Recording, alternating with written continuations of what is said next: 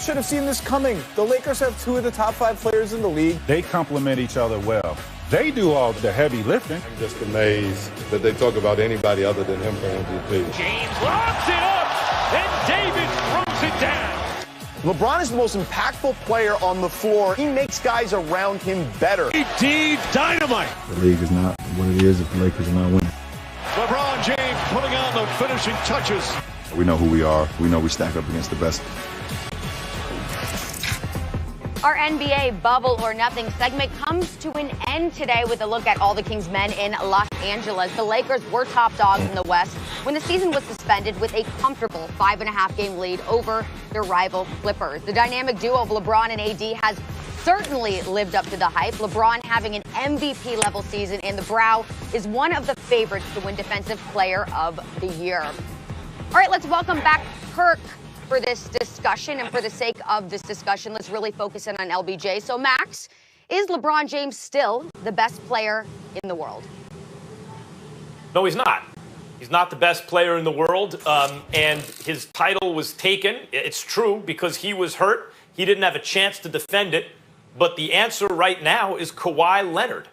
When it matters most, let's see how everyone plays. Now, to LeBron's great credit, he got wiser as he got older. Instead of, the best LeBron James ever was on the Heat when he turned into an all-world defender and his offense was as great as ever, right? Like, that was the best LeBron. But as he aged, he realized that he cannot put that much effort into both ends of the floor all season plus the playoffs, as he's going to be making finals runs every year. And he was right. He was smart.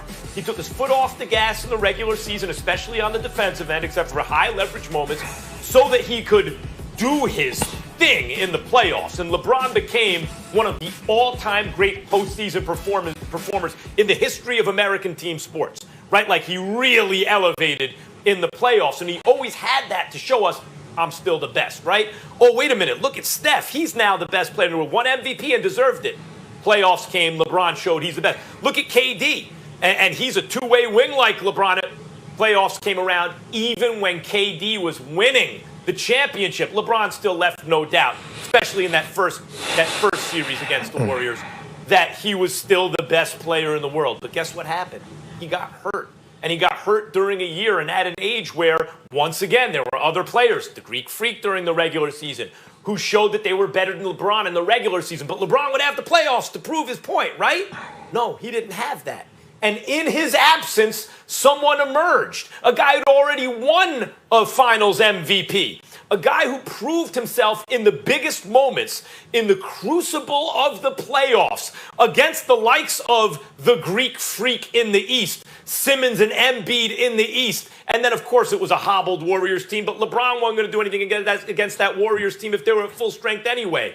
Kawhi showed from wire to wire in the playoffs when it mattered most that he elevated to LeBron James levels when it mattered most, so he won his second Finals MVP award. It is now on LeBron to go get it back. Go take it from Kawhi. It's probably going to be the Lakers and the Clippers. Go get it, Bron. I predict he won't. And right now, at any rate, the crown rests on the head of the reigning and defending Finals MVP, Kawhi Leonard. Nope, and hell nope. No, LeBron is still the best player in the world. I get what you're saying about Kawhi Leonard, what he was able to do. There's no doubt. You shouldn't even begin to take that away from him. But LeBron still impacts a game, Max, better than Kawhi Leonard, even though he was not in the playoffs last year. I'm not going to go against a guy that is averaging over 10 assists per game, which would make him the oldest player to lead the league in assists. He still impacts the game in so many different ways more than anybody else.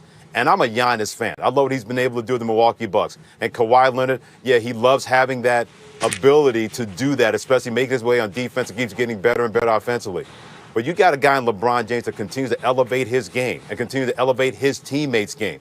Kawhi may have that championship belt because his team's the last team to win the championship. But he is still the best player in the world, meaning number 23 in the four and blue and gold playing for the Los Angeles Lakers. Whatever they needed him to do this year, he's done it. Playing in the post, knocking down threes better than people could have anticipated, running that basketball team, orchestrating that basketball team.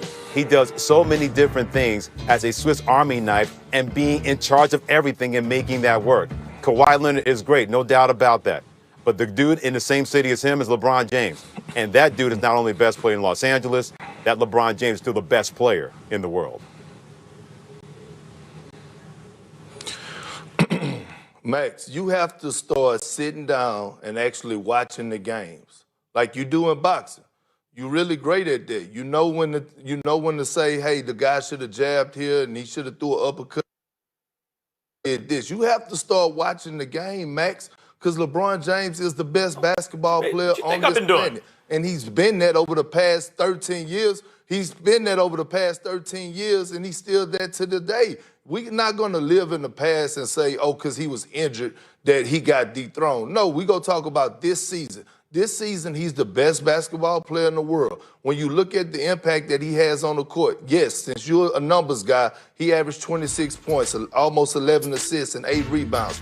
I get that. But let's not take for granted what he brings to the table when he's on the court, the little things that he do. Right, being the floor general, making sure he put guys in position to be successful, putting guys in the right spots, making it easier on guys on the offensive end. Defensively, if you watch LeBron James, he's the best communicator in the game today on the defensive end.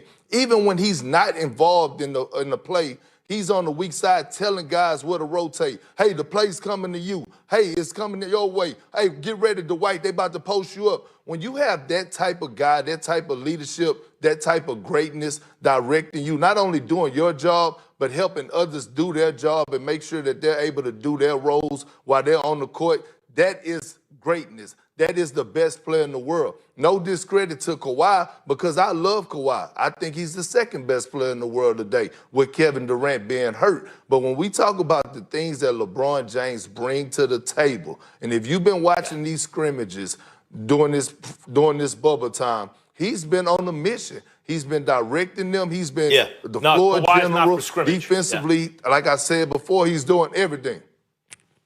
Oh, yeah, okay, Max. Kawhi's for the finals. He's not for scrimmage, guys.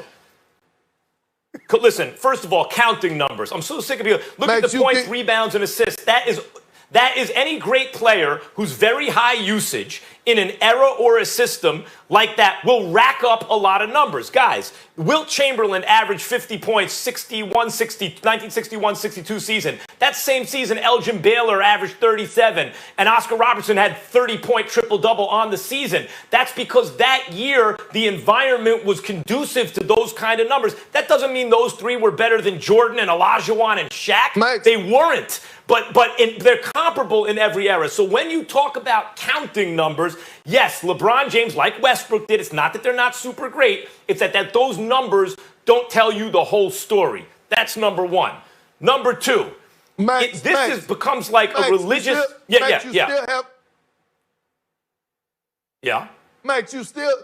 I get all the usage stuff, but they still have to, as a player, you still have to put in that work. You can't discredit these numbers. Let's talk about that. They still have to go out there and perform. They move LeBron. Let's talk about that. LeBron is great. Performing at an extremely high level.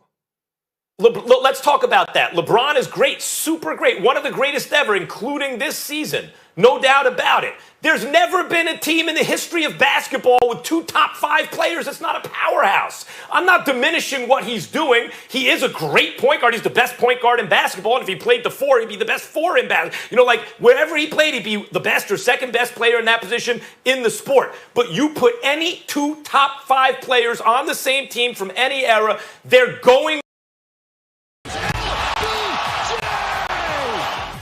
Everyone should have seen this coming. The Lakers have 2 of the top 5 players in the league. They complement each other well.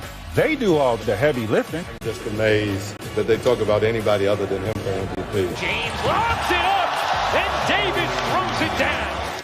LeBron is the most impactful player on the floor. He makes guys around him better. Indeed, dynamite. The league is not what it is if the Lakers are not winning.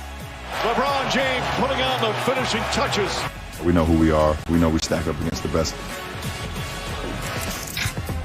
Our NBA Bubble or Nothing segment comes to an end today with a look at all the Kings men in Los Angeles. The Lakers were top dogs in the West when the season was suspended with a comfortable 5.5-game lead over their rival Clippers. The dynamic duo of LeBron and AD has certainly lived up to the hype. LeBron having an MVP level season, and the Brow is one of the favorites to win Defensive Player of the Year. All right, let's welcome back Kirk